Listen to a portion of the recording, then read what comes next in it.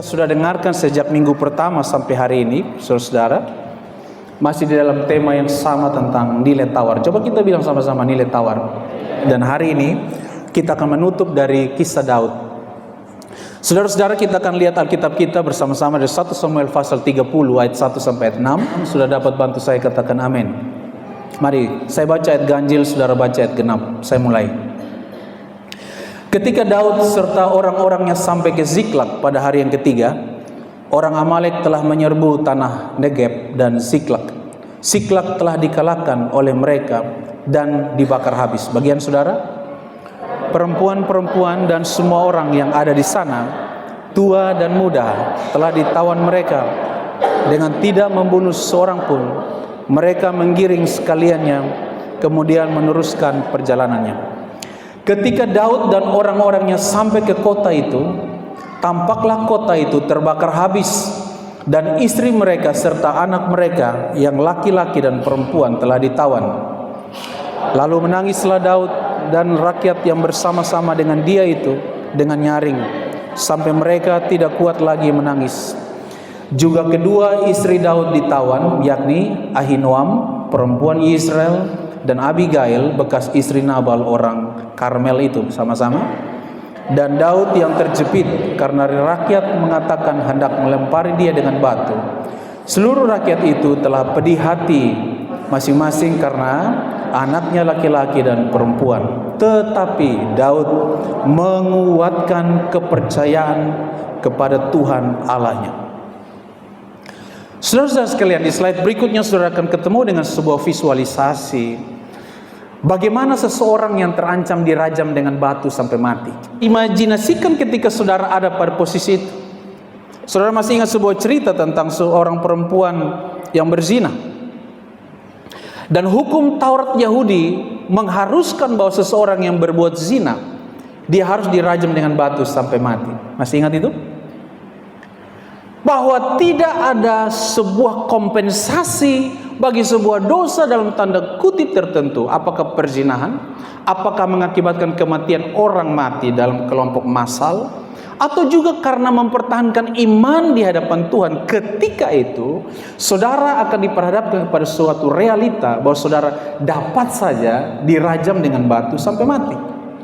Perhatikan kisah perempuan yang berzina. Pada zaman patriarki, saudaraku, kalau berbuat dosa, perempuan lebih dititik beratkan daripada laki-lakinya. Saya kasih contoh. Perempuan tidak mungkin berzina dengan makhluk lain, tidak mungkin dengan jin, tidak mungkin dengan makhluk yang lain dari luar angkasa, tidak mungkin dengan alien. Perempuan pasti berzina dengan laki-laki. Tetapi dalam kisah-kisah yang kita ketemu ini, seringkali yang dihukum hanya perempuan saja. Hanya perempuan yang dihukum, laki-laki tidak dihukum.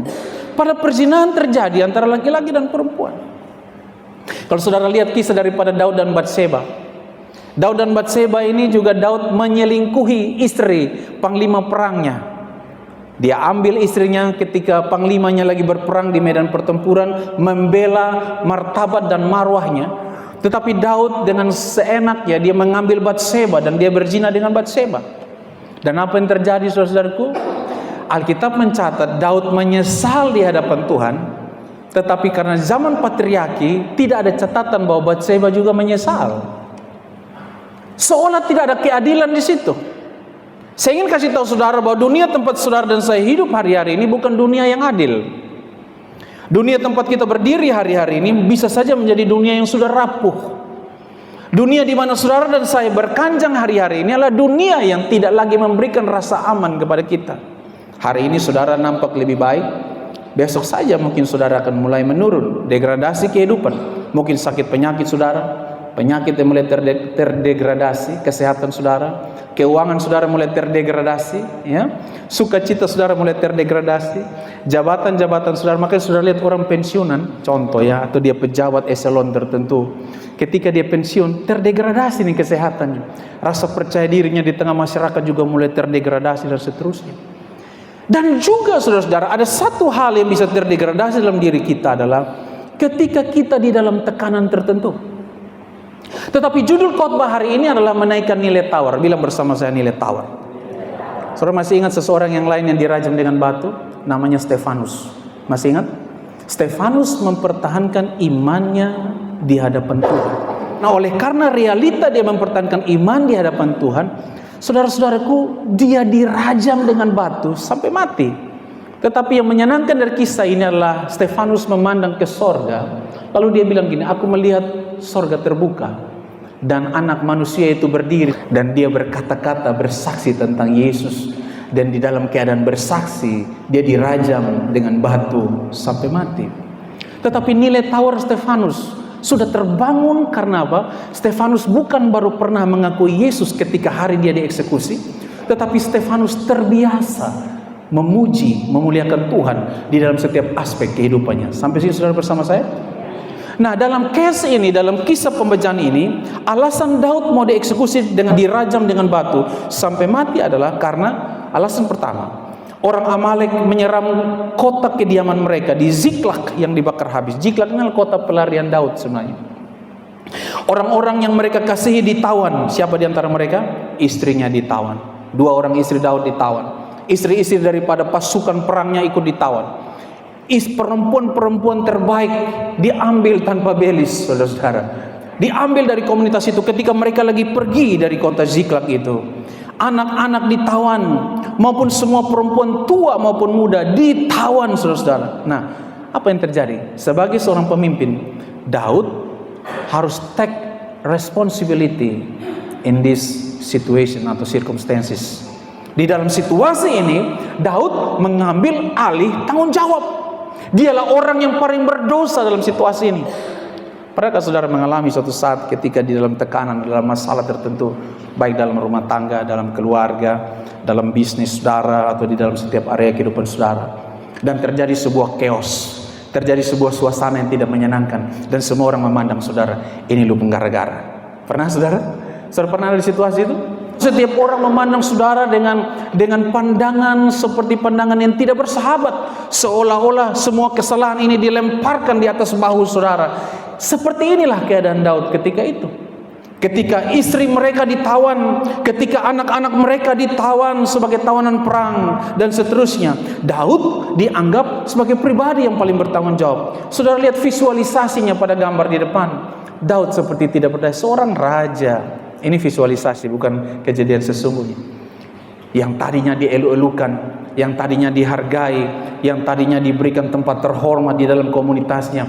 Tapi kali ini, orang yang tadi memuji dia, Saul mengalahkan beribu-ribu, Daud mengalahkan berlaksa-laksa. Semua orang memuji dia, peperangan apapun selalu dimenangkan oleh Daud. Tapi kali ini, coba bilang bersama saya, kali ini. Ada waktu kali ini dalam hidup kita diperhadapkan kepada tantangan yang kita sendiri tidak pernah menyangka, kok tantangan ini bisa datang ya dalam hidup saya. Saudara pernah ada pada situasi kali ini? Saudara ada pada situasi yang saudara sendiri berkata, Tuhan kalau boleh cawan ini berlalu daripadaku. Pernah ada di situ? Tapi bukan kehendakku yang jadi, kehendakmu yang jadilah. Dalam situasi tertentu, saudaraku, bahkan kita seperti ingin berkata, semoga aku bermimpi dengan situasi ini. Atau di dalam ilmu kalau komputer saudara salah ketik, saudara sering undo, gitu ya. Itu spirit undo itu, saudara, ya. Undo itu maksudnya gini, saudara ketik salah, saudara Ctrl Z, atau saudara klik edit undo. Maksudnya gini, kembali ke posisi sebelumnya, sebelum buat kesalahan. Dalam hidup ini kita tidak bisa undo. Karena kehidupan kita diperhadapkan kepada sebuah situasi yang bahkan kita sendiri tidak bisa mengulangi hari kemarin. Tidak bisa memperbaiki kesalahan atau ucapan. Kita maki orang, kita menghakimi orang, kita mengatakan hal yang buruk tentang orang. Lalu kita mendapati, oh ternyata tidak seperti itu. Tapi kita mau undo, sudah terlambat, saudara. Daud ada pada posisi, kalau boleh Tuhan, kenapa saya pergi berperang? Saya tetap tinggal di sini saja kan lebih baik. Kalau saya tidak pergi, kan istri saya tidak dirampok, kan anak-anak kami dan komunitas kami tidak diculik sebagai tawanan perang dan seterusnya. Inilah kondisi Daud. Saudara-saudara, saya ingin mengajak saudara untuk melihat 3 kondisi ujian yang dialami oleh Daud. Mari kita lihat slide berikutnya. Yang pertama, kalau saudara perhatikan Daud dalam keadaan terjepit. Situasi di mana peristiwa ini terjadi, saudara dapat melihat Daud sangat terjepit. Terjepit itu antara begini, saudaraku. Ingin keluar tidak bisa, ingin tetap di situ tidak nyaman. Saya ulangi kalimat. Kata terjepit itu begini. Mau keluar tidak bisa, mau stay tidak nyaman. Dia ada pada sebuah kondisi, artinya dia berada di antara sebuah kondisi yang mengakibatkan maju kena, mundur kena. Dia sebagai raja harus bertanggung jawab. Berapa banyak kepala rumah tangga di sini yang seringkali ada dalam posisi terjepit, baik secara ekonomi, dalam hal-hal yang lain. Begitu banyak pergumulan, maju kena, mundur kena, menimbulkan rasa sakit yang mendalam. Belum lagi dahan yang menjepit kita itu berduri. Belum lagi saudaraku, ada ancaman-ancaman yang lain bahwa darah sudah keluar dari tubuh kita akibat terjepit di dahan yang berduri. Sudah jatuh ketiban tangga. Daud tidak punya maksud yang buruk tentang komunitasnya, tetapi pada situasi itu Daud dikatakan sebagai pendosa yang paling besar dalam situasi itu. Pernahkah saudara dapat situasi itu? Urusan pekerjaan di kantor, kerja sama-sama dengan teman-teman, tapi kalau ada kesalahan, saudara menjadi menjadi biang keroknya. Ketika orang mengatakan saudara berdosa, ketika orang mengatakan saudara bersalah tanpa diberikan kesempatan untuk membela diri, maka kita ada pada posisi yang terjepit, memiliki ruang gerak yang terbatas, tidak memiliki banyak kesempatan untuk membela diri. Pernahkah saudara pada situasi ini? Seperti memakan buah si malakama. Saudara-saudara, suatu ketika ayah saya sakit berat, saya diperhadapkan pada sebuah situasi. Kalau saudara punya keluarga enak, saudara kalau ada yang sakit bisa dengan kakak adik bercerita, bagaimana nih kira-kira kita bikin bapak nih. Kita bawa ke Surabaya kah? Kita bawa ke Bali kah? Kita bawa ke Jakarta kah? Kalau saya punya uang kurang, lu tambah ya. Kalau lu punya uang kurang, adik perempuan tambah ya, kakak laki-laki tambah ya. Nah, pada situasi itu saya terjepit. Saya seorang diri, saya seorang anak tunggal, tidak punya kakak, tidak punya adik. Tetapi realitanya dokter bilang begini, di Kupang kita sudah tidak bisa tangani, kayaknya harus dibawa. Tapi realita yang lain bilang begini, oke dokter, ke Denpasar ke saya bawa, ke Surabaya ke saya bawa. Dokter bilang begini, kita lihat situasinya. Karena jangan-jangan sampai di tangga pesawat papamu sudah tidak ada. Itu kejadian tahun 2014, 10 tahun setelah beliau mengalami situasi yang terburuk di tahun 2004 sebelumnya. Nah, tahun 2014 saya kemudian menjadi blank, saudaraku. Saya kebingungan dalam posisi itu. Saya juga tidak mau dituduh oleh keluarga besar, karena ini tokoh satu-satunya dalam keluarga besar Korongili, saudara. Satu-satunya toh, saudara enamnya perempuan, dia sendiri laki-laki. Saya merasa seperti orang yang sedang terjepit ketika itu. Merasa tidak berdaya, merasa tidak useless, tidak berguna. Anak laki-laki kok tidak bisa do something untuk orang tuanya. Lalu saya kumpulkan tenaga saya, masih bisnis komputer ketika itu, masih ada sedikit uang di saku saya. Saya bilang, dokter bolehkah saya bawa beliau kemana? Ke Denpasar, ke yang terdekat. Setidak-tidaknya dalam hati saya, kalau ada sesuatu terjadi pada beliau, saya tidak menyesal seumur hidup dalam hidup saya. Dokter bilang, lihat keadaan papamu tidak memungkinkan. Kalau kamu paksa bawa dia, bisa-bisa di tangga pesawat dia sudah tidak ada. Terjepit antara niat baik dan sebuah situasi di mana saudara diperhadapkan kepada rasa sakit yang mendalam, kepada sebuah situasi ruang gerak yang terbatas, kepada kesempatan untuk membela diri yang seolah dihapus dari kehidupan saudara. Makanya seringkali kalau saya menghadapi sebuah situasi yang sulit, saya sering berkata pada istri saya minimal, please jangan menghakimi orang itu. Karena ketika kita menghakimi orang itu, kita tidak pernah tahu apakah dia dalam kondisi terjepit atau tidak. Dia melakukan hal itu oleh karena terpaksa, tidak punya pilihan lain atau tidak. Kenapa kita tidak melihat mereka dan kita berdoa buat mereka? Kenapa kita harus ambil hak Tuhan untuk menghakimi orang? Teduhkan hati kita. Dan saya melihat Daud sedang ada pada posisi sudah jatuh ketiban tangga pulang. Seorang diri, tidak ada orang yang berpihak kepada dia.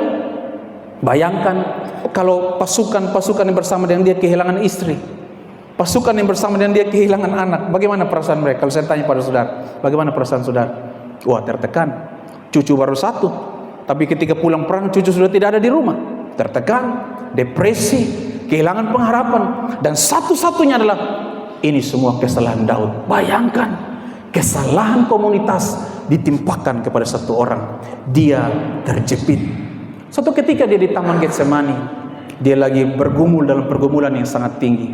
Lalu dia bilang begini, saudara, Yesus berkata begini, ya Bapa, kalau boleh cawan ini berlalu daripadaku, tapi bukan kehendakku yang jadi, kehendakmu jadi. Posisi terjepit. Di satu sisi sebagai manusia, dia menginginkan supaya cawan ini tidak terjadi.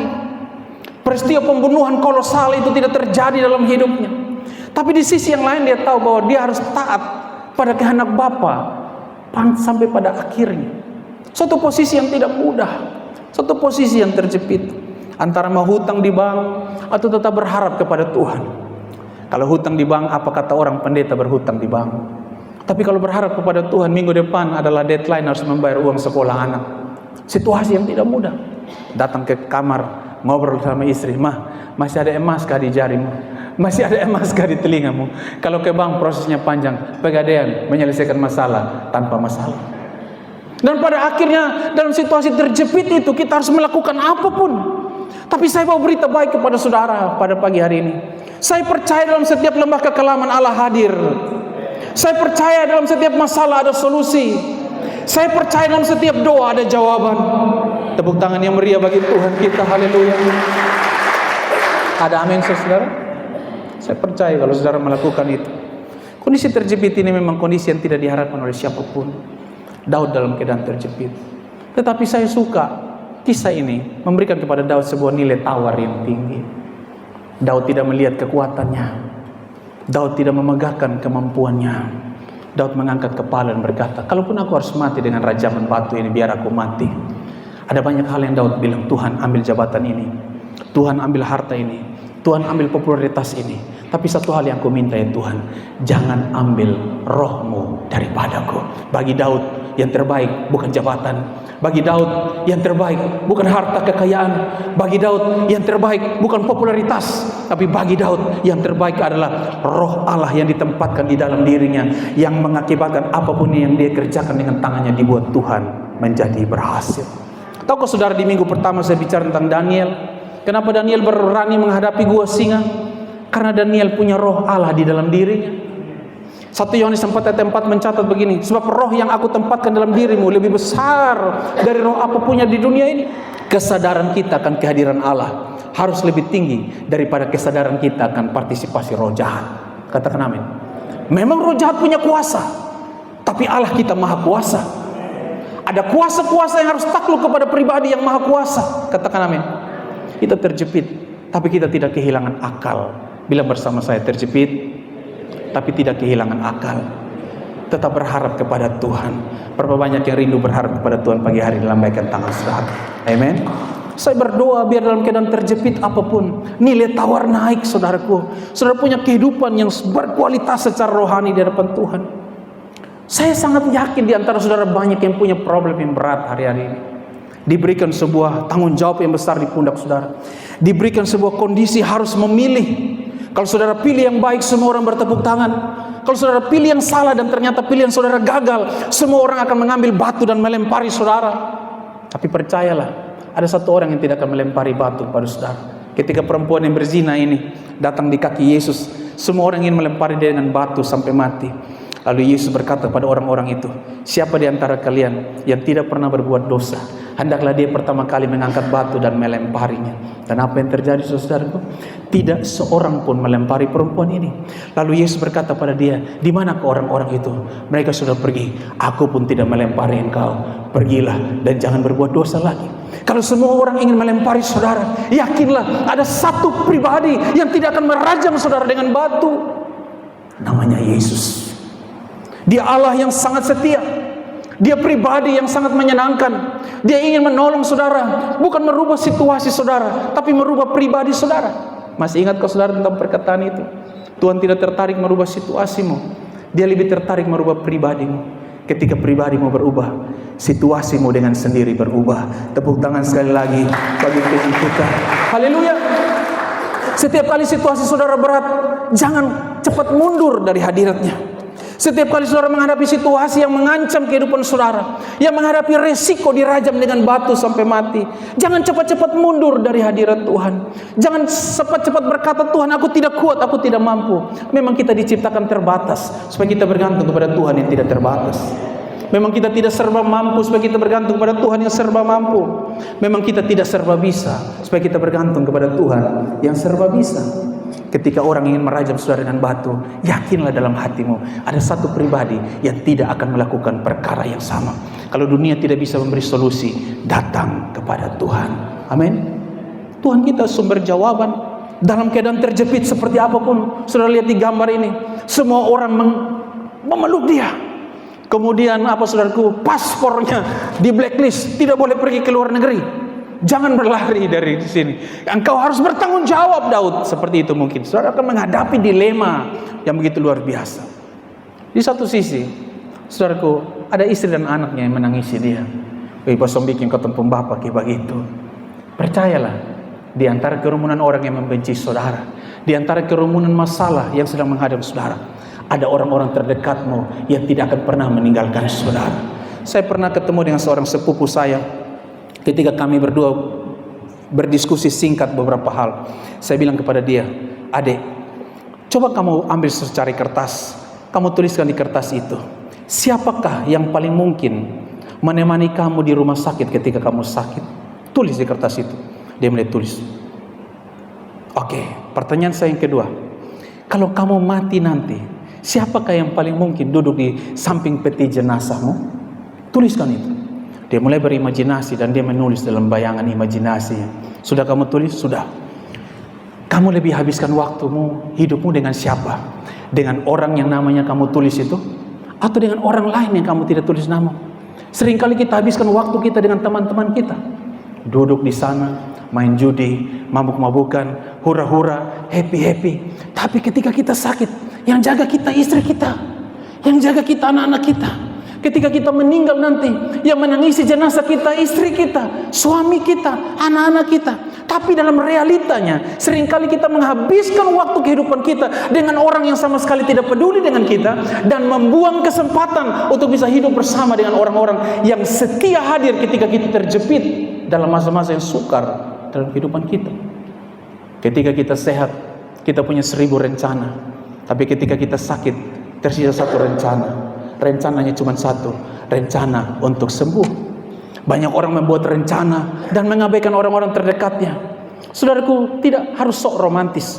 Habiskan waktu dengan istrimu, berikan waktu dengan suamimu, beri perhatian kepada anak-anakmu, ajak mereka keluar hangout sebentar, beli kacang rebus, duduk di pinggir pantai, minum kopi, minum teh, minum yang saudara suka, makan kacang rebus sama-sama, berbagi. Kenapa? Mereka lah akan bersama-sama dengan saudara dalam masa-masa sulit saudara. Mereka akan menghabiskan waktu mereka dalam masa-masa terjepit saudara. Ketika saudara senang, saudara pergi dengan orang lain. Tapi ketika saudara susah, saudara datang kepada orang yang sungguh-sungguh setia dengan saudara. Saya berimajinasi dalam bayangan saya, ketika Daud hendak dirajam dengan batu sampai mati, yang ada dalam pikiran Daud adalah begini, betapu istri di mana? Ternyata dua-duanya ditawan, saudara-saudara. Dia bertanya, di mana anak-anakku? Semuanya juga ditawan. Dan mungkin dalam tawanan anak-anak juga berkata, di mana suamiku? Di mana papa kami? Dan seterusnya. Dan saya percaya cinta dan kasih menghubungkan kita.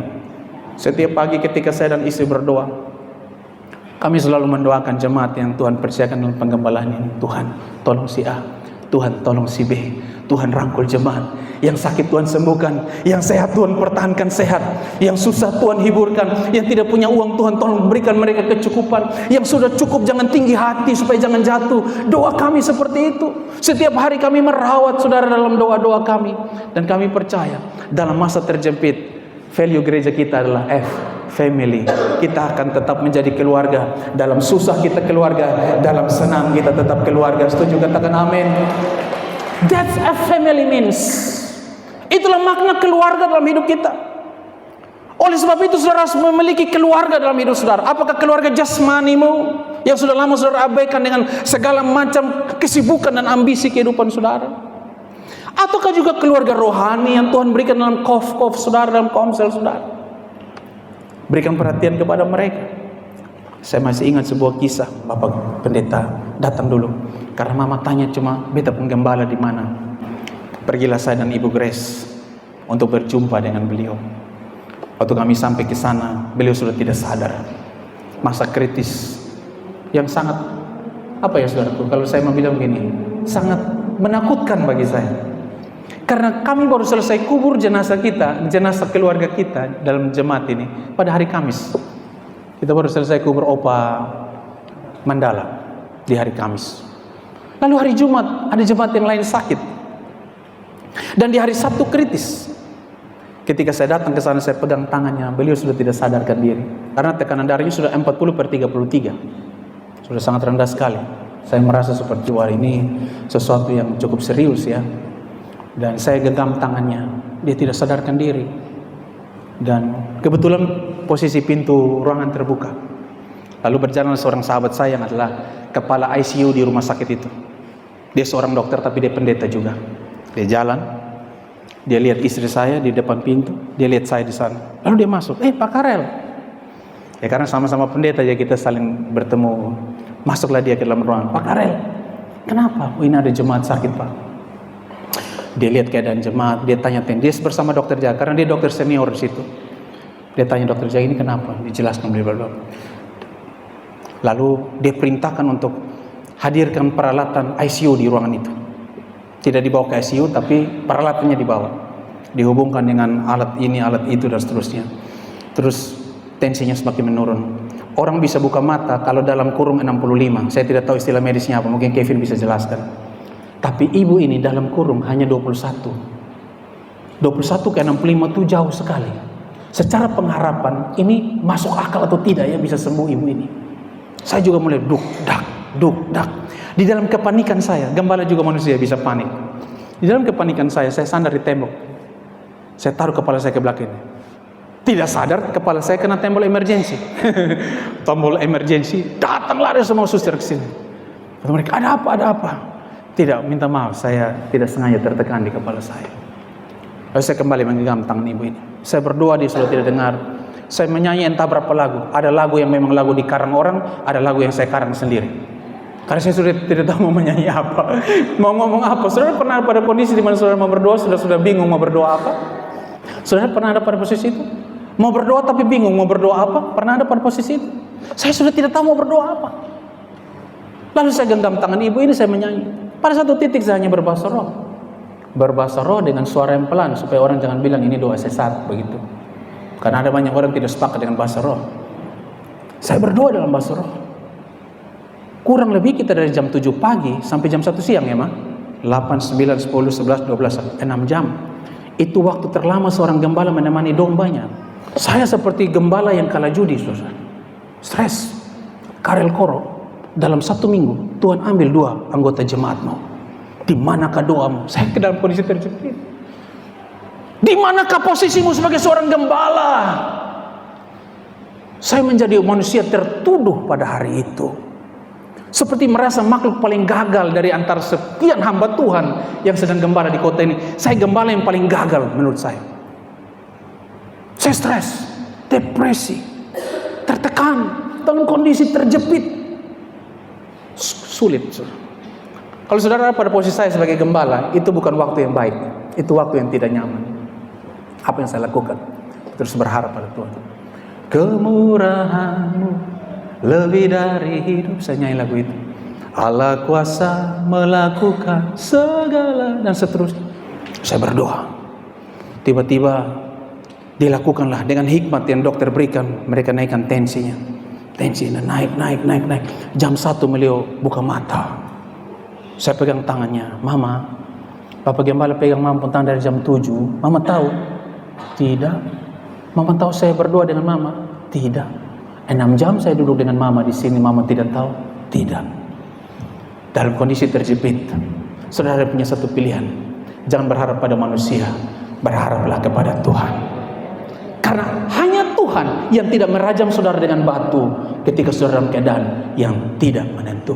Katakan amin. Dalam masa terjepit ada pengharapan di dalam Tuhan. Daud di dalam masa terjepit dia berseru kepada Tuhan. Perempuan yang berzina ini dalam masa terjepit dia berlari ke kaki Yesus. Perempuan yang sakit perdarahan 12 tahun itu dalam masa terjepit, dokter telah dicoba, uang telah dihabiskan, seluruh rumah sakit telah dikelilinginya di seantero negeri, tapi dia tetap sakit perdarahan 12 tahun. Tapi dia berlari ke kaki Yesus dan Yesus memberi jawaban. Apa yang dapat memisahkanku dari kasih-Mu Tuhan, sahabatku. Amin. Yesus kita, Yesus yang luar biasa. Poin yang pertama bilang, ada Tuhan di dalam masa terjepit. Yang kedua, kita lihat poin kedua. Saudara-saudara, poin yang kedua, kondisi Daud selain terjepit, dia dalam kondisi pedih hati, sedih. Saudara pernah ada dalam situasi itu? Sudah terjepit, diliputi kesedihan, kepedihan yang begitu besar. Karena istri mereka, anak-anak laki-laki dan perempuan tua dan muda telah ditawan, bahkan termasuk kedua istri Daud, yakni siapa? Ahinoam, perempuan Yisrael, dan Abigail, bekas istri Nabal, orang Karmel itu. Saudara-saudara, kepedihan meliputi hati Daud. Pernahkah saudara menelan air mata saudara, menangis sampai tidak lagi ada air mata? Saya pernah beberapa kali pada situasi. Saya yakin mungkin di antara saudara juga pernah menangis tapi air mata tidak keluar lagi. Kami hamba-hamba Tuhan ini, ketika jemaat susah pasti cari hamba Tuhan. Tapi ketika hamba Tuhan susah, dia cari siapa? Dia lari kepada Tuhan yang dia layani.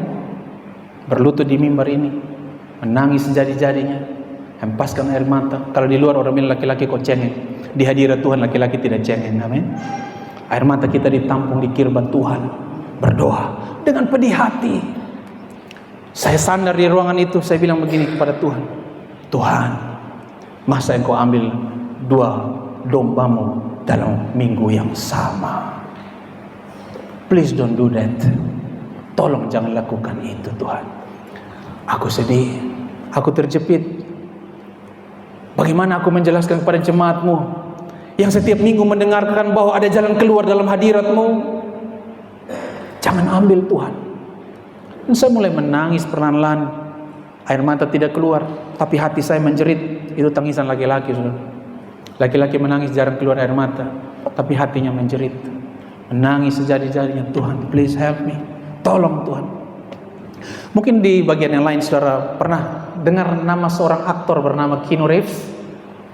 Keanu Reeves ini adalah aktor yang terkenal dalam filmnya Trilogi Matrix. Kalau saudara suka nonton film di bioskop, ini film lama. Trilogi Matrix ini diperankan oleh Keanu Reeves. Keanu Reeves ini dari film-film itu dia dibayar 4 triliun rupiah. Itu banyak Sony kira-kira ya. Itu bukan banyak, tapi banyak MP, banyak mati pung, saudara. Banyak pakai banget.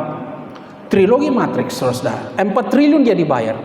Tetapi tahu saudara, setengah dari 4 triliun, kurang lebih 2 triliun, dia bagikan pada kru film itu.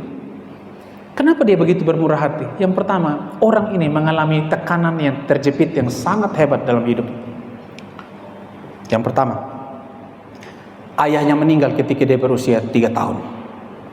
Ketika dia berusia 3 tahun, ayahnya meninggal. Tinggalkan dia dan ibunya. Kawin cerai, dan bawa dia keliling ke negeri-negeri yang lain yang dia tidak pernah tahu. Dia stres, dia depresi dengan situasi itu sejak masa kecil. Dan dia bertumbuh menjadi seorang anak muda yang punya sahabat karib. Dan yang sangat-sangat mengenaskan dari kisah ini adalah ayahnya diambil, ibunya diambil, sahabat karibnya mati karena overdosis di tangannya. Depresi. Datanglah seorang wanita yang mencintai dia. Dia membangun hubungan dengan wanita ini. Singkat cerita, mereka punya anak dari hasil hubungan mereka. Entah menikah atau tidak, saya tidak tahu karena orang di luar negeri. Kemudian anaknya meninggal beberapa saat setelah dilahirkan. Depresi lagi. Kira-kira kalau saudara pada posisi ini bagaimana perasaan saudara? Kehilangan semua orang yang dicintai dan mencintai dia. Setelah anaknya meninggal, istrinya meninggal juga karena tabrakan mobil. Orang ini kaya raya, tetapi dia tidak punya apa-apa. Dia tidak punya orang-orang yang mencintai dia di sekeliling dia. Maka saudara adalah orang-orang yang beruntung kalau saudara masih dikelilingi oleh orang-orang yang mencintai saudara. Amin. Seringkali saya bilang pada saudara, kita ini seringkali mempersoalkan, Tuhan, kasih saya kacamata baru dong. Tapi kita lupa bersyukur buat mata yang masih bisa melihat. Amin. Amin saudara. Kita berdoa minta sepatu baru, tapi kita lupa bersyukur buat kaki yang masih bisa bergerak. Coba semua gerakan kaki begini. Ada yang stroke di sini. Tapi kita persoalkan sesuatu yang belum kita miliki. Kita persoalkan tentang cincin permata dan berlian, Tetapi kita lupa bahwa kita lupa bersyukur dengan jari yang masih bisa bergerak. Kita datang kepada Tuhan mempersoalkan sesuatu yang belum kita miliki, tapi kita lupa bersyukur untuk sesuatu yang sudah kita miliki dalam hidup kita. Habiskan energi kita, doa puasa kita hanya untuk kacamata, cincin dan sepatu. Tapi kita tidak pernah habiskan energi kita untuk berdoa, bersyukur untuk mata yang masih bisa melihat, jari yang masih bisa bergerak, kaki yang masih bisa melangkah. Kita lupa bersyukur karena fokus kita hanya kepada barang-barang yang belum kita miliki. Lucunya, kita sedih untuk barang-barang yang seperti itu. Tapi kita tidak pernah sedih dengan hidup kita yang lupa bersyukur. Bangun pagi langsung kerja. Aduh, beta sedih hari ini. Kenapa? Beta lupa berdoa. Jarang kita dengar seperti itu. Jarang kita dengar seperti itu. Aduh, beta sedih. Kenapa? Tadi pagi beta pergi ke kantor, lupa bilang I love you kepada istri. Jarang kita seperti itu. Banyak hal dalam hidup kita ini kita fokus pada hal-hal yang tidak bermanfaat sama sekali dalam hidup kita. Tetapi Daud kali ini dalam kondisi yang bukan hanya sedih, tapi pedih hati. Ia hidup dalam kepedihan yang mendalam. Ketika Yesus pedih hati di Taman Getsemani, ia berdoa kepada Bapaknya. Puncaknya dia bilang apa? Eloi, Eloi, lama sabachthani. Ya Allahku, ya Allahku, mengapa engkau tinggalkan aku? Di manakah engkau dalam pergumulanku? Daud menghadapi situasi seperti ini. Dirajam dengan batu, dia pedih hati. Sudah kehilangan istri, kehilangan anak, kehilangan kepercayaan dari para teman-teman berperangnya, kehilangan anggota keluarga, kehilangan anggota komunitas di Ziklag itu. Lalu sesudah itu dia juga hendak dirajam dengan batu sampai mati. Terjepit, sedih, pedih hati, segala hal bercampur aduk dalam kehidupannya. Tapi saya suka dengan pribadi ini. Di dalam kepedihan hatinya dia tidak bersungut-sungut apapun. Apakah saudara bersungut-sungut dalam masalah? Daud memberikan contoh pada kita. Harga bisa dibeli dengan uang. Nilai tawar hanya dibangun dari hubungan intim kita dengan Tuhan. Doa kita bukan doa transaksi untuk dapat jawaban. Doa kita adalah doa relasi, sekalipun jawaban tidak datang. Banyak orang berdoa karena bertransaksi dengan Tuhan. Kalau aku berdoa begini, aku minta dijawab seperti ini. Transaksi. Itu harga tawar. Tapi kalau nilai tawar begini, aku berdoa bukan karena jawaban, aku berdoa karena relasi. Amin. Ketika aku berdoa kepada Tuhan, sekalipun jawabannya tidak sama, tapi jawaban itu pasti lebih baik dari yang aku bisa doakan. Tepuk tangan yang meriah bagi Tuhan kita. Haleluya. Amin, saudara. Jadi kalau dalam masalah pedih hati, jangan putus asa. Alkitab berkata, jika engkau tawar hati dalam masa terjepit, engkau tawar hati dalam masa kesesakan, kecillah kekuatan. Hal yang ketiga atau yang terakhir, dari bagaimana 3 kondisi Daud dalam ujian meningkatkan nilai tawarnya. Yang ketiga apa, saudaraku? Ini yang saya suka. Daud apa? Menguatkan hatinya. Coba saudara lihat sebentar di dalam 1 Samuel 30 ayat yang ke-6. Dan Daud sangat terjepit karena rakyat mengatakan hendak melempari dia dengan batu. Seluruh rakyat itu telah pedih hati masing-masing karena anaknya laki-laki dan perempuan. Perhatikan kalimat yang paling bawah. Baca bersama saya 1, 2, dan 3. Tetapi Daud menguatkan kepercayaannya kepada Tuhan. Ini nilai tawarnya tidak main-main. Jadilah pribadi yang menguatkan hati, saudara-saudaraku. Masalah tidak bisa ditolak. Goliat bisa saja datang dalam hidup saudara sewaktu-waktu. Musuh yang besar bisa saja menghampiri hidup saudara tanpa saudara pertimbangkan kehadirannya. Saudara diberikan pilihan, hadapi dia atau kalah karena intimidasinya. Hadapi musuh itu atau terintimidasi karena kehadirannya. Ingat baik-baik, musuh punya kuasa, tapi Allah kita maha kuasa. Musuh punya kuasa untuk mengintimidasi. Dia berjalan seperti singa yang mengaum-ngaum, yang berjalan sekeliling kita, mencari korban yang bisa dilahapnya. Tapi Alkitab berkata, jangan buka celah. Kita baru hanya akan bisa dihancurkan oleh intimidasi ketika kita buka celah. Saudara masih ingat analogi saya beberapa minggu lalu? Kapal tenggelam bukan karena banyak air di sekeliling kapal. Kapal tenggelam karena kapal bocor dan air masuk. Selama saudara tidak mengizinkan air masuk dalam kebocoran hidup saudara, kehidupan saudara tidak akan tenggelam sebesar apapun masalah dalam hidup saudara. Mari katakan, penyakit rumah tangga, ekonomi, masa depan, jodoh. Mari katakan apa yang saudara mau katakan. Daud menguatkan hatinya. Daud sangat terjepit. Alkitab mencatat dengan sangat detail, bukan hanya terjepit, tapi sangat terjepit. Ini kondisi yang bagaimana kira-kira menurut saudara?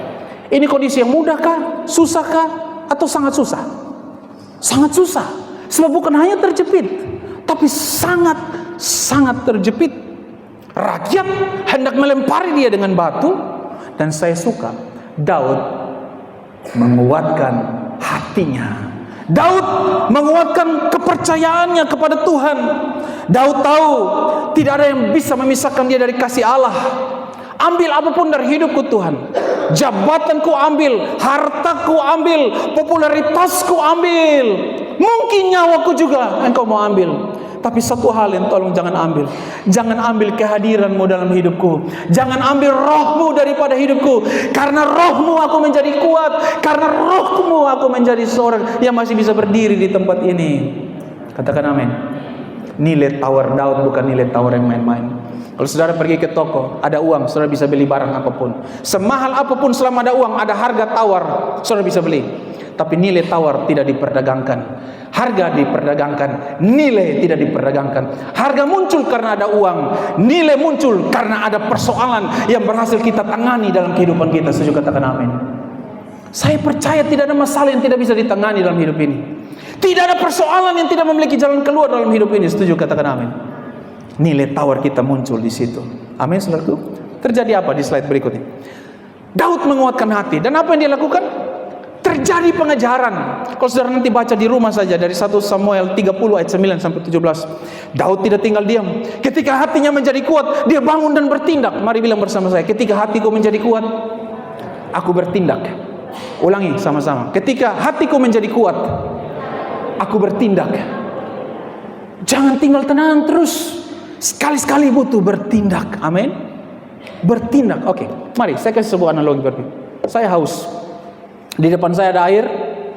Bagaimana caranya saya supaya bisa memenuhi rasa haus saya? Saya minum airnya. Betul?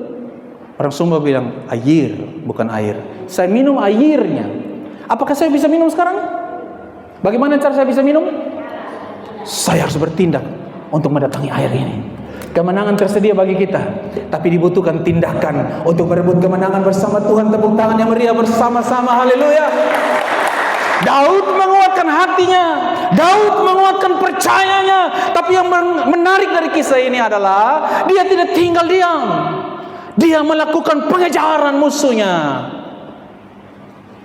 Dia kembali melihat kekuatannya terbatas, tapi Allah yang tidak terbatas. Berapa banyak dari antara saudara yang hari ini sedang jatuh tertimpa tangga? Bangkit, kejar musuh-musuhmu, musuh intimidasi, musuh keraguan, musuh kecemasan. Bangkit. Saya telah membuktikan berulang-ulang kali dalam pengalaman saya berjalan bersama Tuhan, dan Tuhanku tidak pernah mengecewakan aku. Tuhan yang sama yang aku beritakan, Tuhan yang sama akan menolong saudara. Daud bertindak. Saudara bisa baca di rumah nanti 1 Samuel 30 ayat 9 sampai 17. Next slide. Apa yang terjadi di situ? Coba kita baca sama-sama dengan suara keras. 1, 2, 3. Tidak ada yang hilang kepada mereka, dari hal yang kecil sampai yang besar, sampai anak laki-laki dan anak perempuan, dan dari jarahan sampai segala sesuatu yang telah dirampas mereka. Berapa banyak yang dibawa pulang? Lebih keras lagi, berapa banyak yang dibawa pulang? Semuanya itu dibawa Daud kembali. Tepuk tangan yang meriah bagi kedahsyatan, keperkasaan Allah kita. Haleluya. Saya mau bilang secara profetik begini. Tidak ada sesuatu yang hilang yang Tuhan tidak bisa berikan kembali kepada saudara. Tidak ada sesuatu yang pernah pergi dari hidup kita yang Tuhan tidak bisa bawa kembali. Asal engkau menguatkan percayamu. Setelah menguatkan percaya, bertindak. Lakukan pengejaran kepadamu. Tadinya musuh mengintimidasi, sekarang saudara kejar musuh yang mengintimidasi saudara. Dan katakan pada musuhmu, engkau punya kuasa, tapi Allahku maha kuasa. Allahku lebih berkuasa dari engkau. Katakan amin. Saya suka kisah ini. Semuanya dibawa pulang oleh Daud. Mari bilang bersama saya, semuanya. Bilang kiri kanan, Harga tawar bisa dibeli. Nilai tawar hanya bisa dihidupi. Saudara mau hidupi nilai tawar atau harga tawar? Harga tawar bisa dibeli. Ada uang, ada barang. Nilai tawar butuh pengorbanan, butuh relasi. Harga berbicara transaksi, nilai berbicara relasi. Katakan amin. Jangan bangun transaksi dengan Tuhan, bangun relasi dengan Tuhan. Kalau saudara bangun transaksi, ujung-ujungnya duit. Tapi kalau saudara bangun relasi, Tuhanku akan mencukupi segala kebutuhanku menurut kekayaan dan kemuliaan. Ketika aku sakit, aku disembuhkan. Ketika aku susah, aku dihiburkan. Ketika aku butuh uang, aku dicukupkan oleh Tuhan. Dan tidak ada perkara yang hilang, yang tidak dikembalikan kepadaku. Apa yang hilang dari hidup saudara hari-hari ini? Apa? Jabatan? Pekerjaan? Keluarga? Apa yang hilang? Nama baik?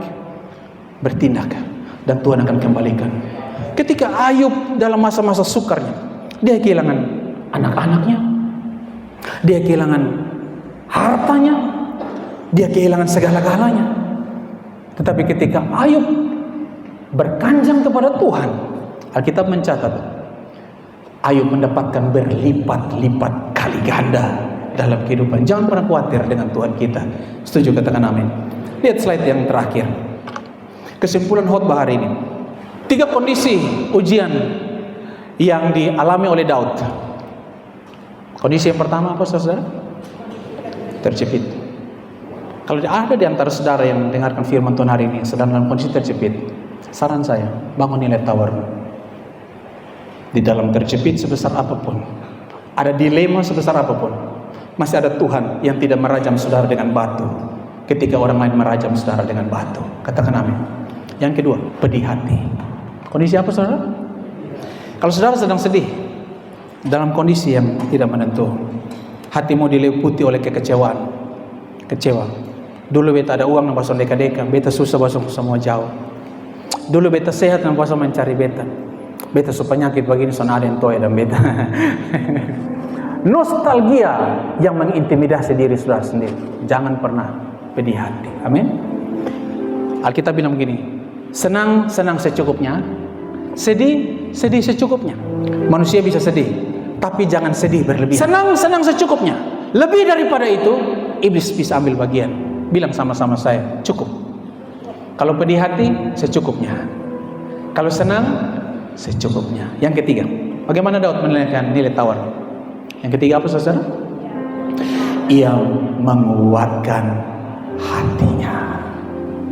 Dan ketika dia menguatkan hati, apa dia lakukan? Dia bertindak. Saya berdoa biar firman Tuhan ini dapat menolong saudara dan saya. Berapa banyak di antara saudara yang diberkati Tuhan? Ya. Amin. Bilang bersama saya, nilai tawar, harga transaksi, nilai relasi. Datang kepada Tuhan bukan karena bertransaksi, dapat jawaban. Datang pada Tuhan karena relasi. Biarkan Tuhan menjawab sesuai dengan kemauan Tuhan. Kalau Tuhan menjawab lebih dari yang kita bisa minta, katakan amin. Bolehkah kita kasih tepuk tangan yang meriah? Amin buat firman Tuhan. Haleluya.